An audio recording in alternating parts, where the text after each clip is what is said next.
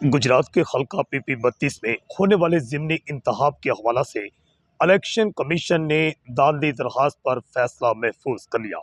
एक बड़ी खबर से हम आपको आगाह करें कि हल्का पीपी 32 चौधरी परवेज इलाही के हल्का में चौधरी परवेज इलाही की जानिब से इलेक्शन कमीशन में जो दांदी की दरखास्त दी गई थी, आखिरकार इलेक्शन कमीशन की जानिब से इस दरखास्त पर फैसला महफूज कर लिया गया है। गुजरात के सूबाई हल्का जहां पर मूसा इलाही की जीत का नोटिफिकेशन ज़िमनी इंतखाब में जारी किया गया था, अब उसका एक नया फैसला सामने आ रहा है कि इलेक्शन कमीशन की जानिब से चौधरी परवेज इलाही की दरखास्त पर यह फैसला महफूज किया गया है। इस सिलसिले में जो चौधरी परवेज इलाही के वकील थे, उन्होंने इलेक्शन कमीशन की जानिब जो दिए गए दलाइल हैं उसमें कई अहम इंकशाफात किए हैं। परवेज इलाही के वकील का कहना है कि आरओ की हमें रिपोर्ट मौसूल हुई।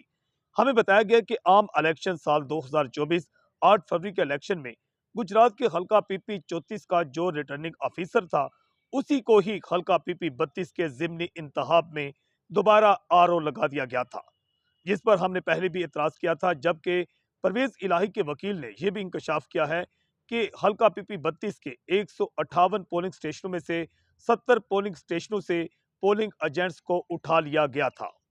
पोलिंग एजेंट्स को उठा लिया गया था, यह इंकशाफ किया गया। और इसके अलावा बताया गया कि परवेज इलाही के वकील ने जो FIRs हैं जो कि पोलिंग एजेंट्सों पर दी गई थी, उनकी नकूल भी इलेक्शन कमीशन में जमा करवा दी हैं। और ये कहा गया है कि 7 पोलिंग स्टेशन ऐसे थे कि जहां पर पोलिंग एजेंटों को उठाने के बाद वहां पर जाली वोट भी डाले गए थे। और 5 पोलिंग स्टेशन में से ऐसे पोलिंग स्टेशन का वहां पर हवाला दिया गया कि 91% से 100% तक वोट जो कास्ट किए गए। चौधरी परवेज इलाही के वकील ने वहां पर यह भी इंकशाफ किया कि मुर्दा लोग, फौत शुदा लोग जो थे, उनके वोट डाले गए और हमने उनके डेथ सर्टिफिकेट भी जमा करवाए हैं।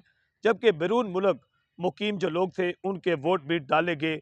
और यह भी इंकशाफ किया गया कि मास्क पहने हुए लोगों ने पोलिंग स्टेशनों पर उस रोज कब्जा किया हुआ था। अब परवेज इलाही की जो वकील हैं, उनकी जानिब से एक ही मुतालबा किया गया है, यानी परवेज इलाही की जानिब से, कि चौधरी मूसा इलाही की जीत का जो नोटिफिकेशन जारी किया गया था, इसे कल अदम करार दिया जाए। जबकि दूसरी जानिब यह भी इतला सामने आ रही है कि जो फैसला महफूज किया गया है, अगले 24 या 48 घंटों में सुनाया जा सकता है। और ये भी फैसला आ सकता है इलेक्शन कमीशन की जानिब से कि गुजरात के हल्का पीपी 32 में जो चौधरी मूसा इलाही की जीत का ऐलान हुआ है, वो कल अदम भी करार दिया जा सकता है और यहाँ दोबारा इलेक्शन का नया शेड्यूल भी सामने आ सकता है। या परवेज इलाही की जीत के हवाले से तो शायद फैसला ना आए, और ज्यादा इम्कान यही है कि यहाँ पर जो जीत का ऐलान हुआ था पर चौधरी मूसा इलाही की, चौधरी वजाहत हुसैन के बेटे की, उसका जो नोटिफिकेशन है वो भी मनसूख होने का इम्कान जाहिर किया जा रहा है।